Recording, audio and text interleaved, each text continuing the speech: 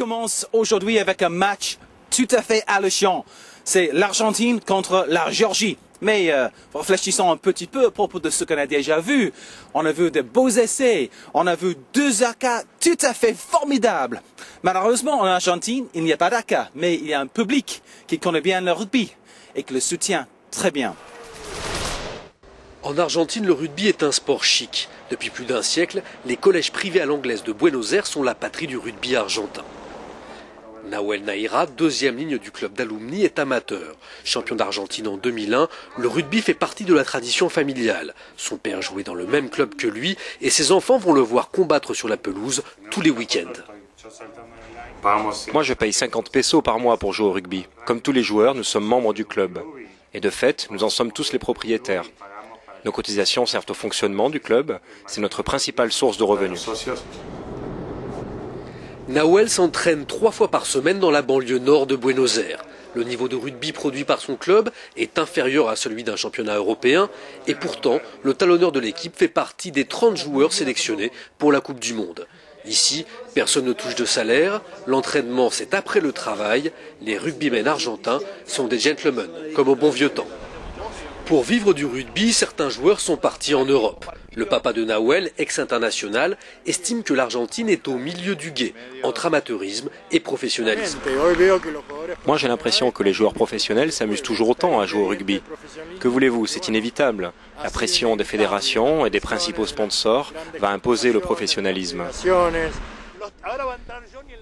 Rodolfo O'Reilly, ancien coach des Pumas et ex-ministre des Sports, refuse cette fatalité. Depuis 4 ans, il consacre ses dimanches à Virreges, un club des quartiers pauvres de Buenos Aires. À ses yeux, le rugby, ce sont avant tout des valeurs qu'il faut propager. Le rugby rend les gens meilleurs, donc je pense que tout le monde devrait jouer au rugby. Mais il faut que les choses soient claires. Le rugby doit préserver les valeurs qui en font un sport différent des autres. À l'heure de la 3e mi-temps, partager un assado, le fameux barbecue argentin, fait partie de ces valeurs que l'ancien ministre veut préserver. La médiatisation de la Coupe du Monde attire de plus en plus de jeunes vers le rugby. Mais dans ce quartier de Buenos Aires, c'est avant tout un sandwich à la viande et la volonté d'éducateurs militants qui assurent sa diffusion. Ce week-end, c'est la Namibie pour la France, mais ce soir, c'est la Géorgie contre les Argentins. La Géorgie, c'est un petit pays quand on parle de rugby mondial, mais dans ce petit pays de rugby, il y a des très grands rugbymen. Leur gabarit est imposant et pourtant ces grands gaillards font partie des petits poussets de la Coupe du Monde. La Géorgie n'est pas là pour faire de la figuration, mais dans un groupe qui compte l'Argentine, l'Irlande, la France, son seul objectif est de faire bonne figure, avec une victoire sur la Namibie par exemple. La France, ils la connaissent bien, Clermont, Montauban, Bayonne, Montpellier, la plupart des Géorgiens évoluent dans des clubs français. Alors qu'on vient l'heure de l'entraînement, la langue du Caucase laisse place à l'accent du sud-ouest. Ça redescend, ça se replace là. Ok, on fait 3 passages d'une épaule, 3 passages de l'autre. Ah ouais. C'est clair? C'est un grand honneur pour eux de jouer contre la France. Une grosse source de motivation aussi. Parce qu'ils ont à cœur de prouver, de remercier la France pour ce qu'elle leur apporte et également de prouver à tout le rugby français leur véritable valeur, quoi. L'autre objectif des Géorgiens est aussi de démocratiser le rugby chez eux.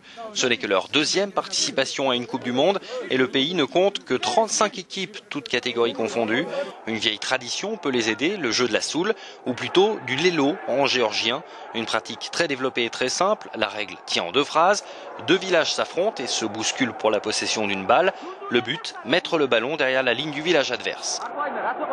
Autre guerre de clochers qui joue en faveur des Géorgiens, une victoire contre l'ennemi russe il y a quelques mois en match de qualification pour cette Coupe du Monde. Une rencontre qui a galvanisé les foules à Tbilissi, même si les matchs amicaux joués ensuite contre des clubs français se sont soldés par des échecs. Ici, à Agen, l'équipe s'est inclinée sur un score de 6-17, pas de quoi entamer la fierté des Géorgiens. C'est un grand honneur tout d'abord d'être capitaine d'une équipe de rugby, surtout si c'est une équipe nationale. Je suis fier d'être capitaine de ce joueur-là. Dernier briefing avec le coach pour ces joueurs qui affrontent l'Argentine ce mardi, ensuite l'Irlande samedi prochain et la France le 30 septembre. Après quelques jours de préparation à Villefranche-sur-Saône, les Géorgiens sont prêts à entrer dans le grand bain de la compétition. Bon, ce soir, Argentine contre la Géorgie et il y a d'autres très bons matchs à attendre et à venir. Aussi, le retour du 15 de France, le coq français, va-t-il encore faire son cocorico? Le ballon est là. Il faut simplement l'attraper. Je vous souhaite du bon rugby, des bons matchs et surtout un très bon troisième mi-temps. À bientôt.